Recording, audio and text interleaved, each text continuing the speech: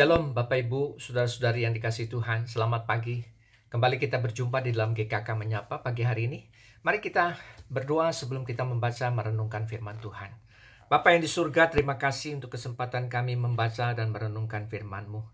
Mari ya Tuhan, bersabdalah, karena kami siap untuk belajar dan diajar oleh firman Tuhan. Di dalam nama-Mu Tuhan Yesus kami sudah berdoa. Amin. Bacaan kita pagi ini terambil dari 2 Tawarik pasal 34. 2 Tawarik 34 ayat yang pertama sampai dengan yang ke-7. Tapi saya ingin kita fokus hanya di ayat yang ketiga saja.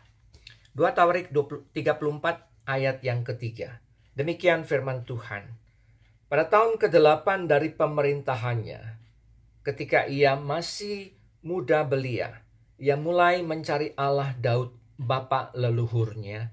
Dan pada tahun ke-12 ia mulai mentahirkan Yehuda dan Yerusalem daripada bukit-bukit pengorbanan, tiang-tiang berhala, patung-patung pahatan dan patung-patung tuangan.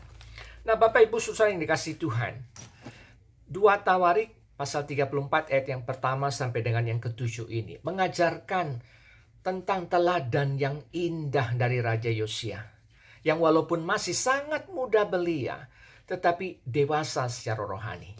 Dan itu terlihat dari apa yang dia perbuat terhadap Yehuda dan Yerusalem dan kota-kota lainnya. Tadi dari bacaan kita pagi ini, saudara, apa yang bisa kita renungkan tentang keteladanan Raja Yosia ini? Ada 2 hal. Yang pertama, saudara, bahwa hidup berkenan bagi Tuhan bukan masalah umur, tapi hati. Nah, kapan Yosia memutuskan untuk mencari Tuhan, saudara? Dari ayat yang ketiga kita baca di sana disebutkan pada usia 16 tahun. Wow, satu usia yang dipahami banyak orang sebagai usia yang mudah labil dan masih mencari jati diri. Tetapi Yosia di usia itu justru tanpa ragu sedikit pun memutuskan untuk mencari Tuhan dengan kesungguhan hati. Nah, saudara, dari hal ini kita belajar bahwa betapa pentingnya menanamkan nilai-nilai kebenaran kepada anak-anak kita sedini mungkin. Sehingga pada masa tuanya pun kita boleh yakin mereka tidak akan menyimpang dari kebenaran itu. Amsal 22 ayat yang ke-6 mengatakan, didiklah orang muda menurut jalan yang patut baginya. Sehingga pada masa tuanya pun dia tidak akan menyimpang daripada jalan itu. Yang kedua, saudara, hidup berkenan bagi Tuhan bukan sekedar hati, tapi tindakan nyata. Yosia tidak sekedar mencari Tuhan, saudara. Lalu setelah itu selesai, tidak, saudara.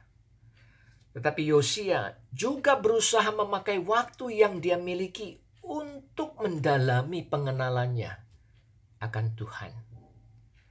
Itu sebabnya, saudara, kita bisa memahami mengapa di ayat yang ketiga disebutkan bahwa setelah Yosia mencari Tuhan, baru 4 tahun kemudian dia bertindak untuk mentahirkan kota-kota yang ada di wilayah Israel dari penyembahan berhala dan menghancurkan semua sarana yang dipakai untuk kegiatan itu.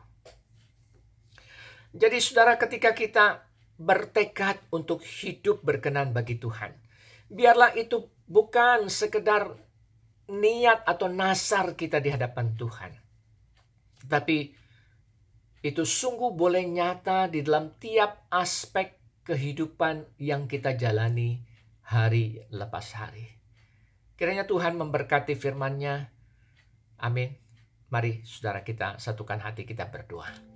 Bapa yang di surga, terima kasih untuk firman-Mu yang boleh kami baca dan renungkan. Tolong kami ya Tuhan, seperti juga apa yang telah diteladani oleh Raja Yosia. Kami ingin hidup berkenan, sungguh berkenan bagi Tuhan. Terima kasih Bapa, berkati seluruh kegiatan aktivitas yang kami mau jalani hari ini. Di dalam nama-Mu Tuhan Yesus kami sudah berdoa dan mengucap syukur. Amin. Selamat pagi, selamat beraktivitas. Tuhan Yesus memberkati.